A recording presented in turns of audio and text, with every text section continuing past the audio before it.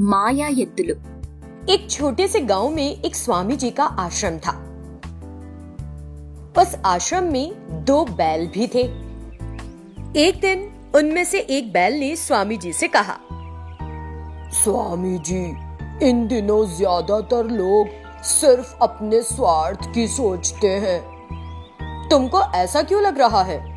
क्योंकि कल हम घास चरकर घर वापस आ रहे थे। रास्ते में एक व्यक्ति जिंदगी और मौत के बीच झूल रहा था। किसी ने उसकी मदद नहीं की। हमें बहुत दुख हुआ। फिर दूसरा बैल बोला, इतना ही नहीं स्वामी जी, वे भिखारी को भिक्षा भी नहीं दे रहे हैं। कोई अच्छाई नहीं बची।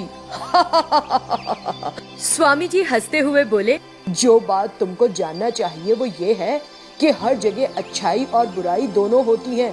जहाँ अच्छाई है वहाँ बुराई भी है, और जहाँ बुरा है वहाँ अच्छा भी है।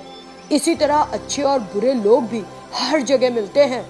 हाँ, अच्छे लोग नहीं होते स्वामी जी। आप जो कह रहे हैं वो सिर्फ कहने की बात है। इस तरह दोनों बैलों ने स्वामी जी की बात को नकार दिया। ठीक है, मैं तुम्हारी यह गलतफहमी दूर कर दूंगा। तुम दोनों पास के गांव में जाओ और दिखावा करो कि तुम दोनों भूखे हो।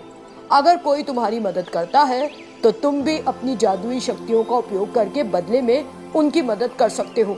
अगर कोई तुम्हारी मदद नहीं करता तो मैं मान लूंगा कि सभी लोग बुरे हैं, जैसा कि तुमने अभी मुझसे कहा। वे बैल इसके लिए राजी हो गए। तभी दोनों बैल गांव में गए और एक पेड़ के नीचे खड़े होकर कराहने लगे। उस रास्ते से जा रहे लोगों ने उन बैलों को देखा, लेकिन सभी ने उनकी उपेक्षा की और अपने रास्ते चले गए। कुछ लोग बिना देखे ही चले गए।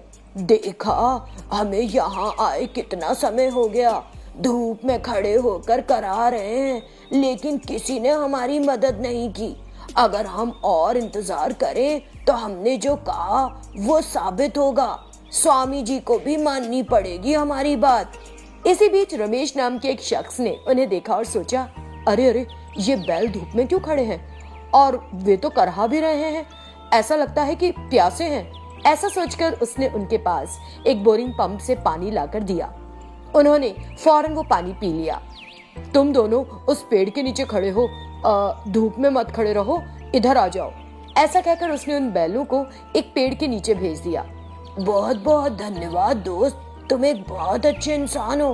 तुमने साबित कर दिया कि अच्छे लोग भी हैं इस दुनिया में। इस तरह उन्होंने उसे बताया कि क्या हुआ था। उन बैलों को बात करते देख वो बहुत हैरान हुआ। एक बैल ने कहा, दोस्त, ये सोना लो। ऐसा कहकर बैल ने सोना बनाया और उसे दे दिया।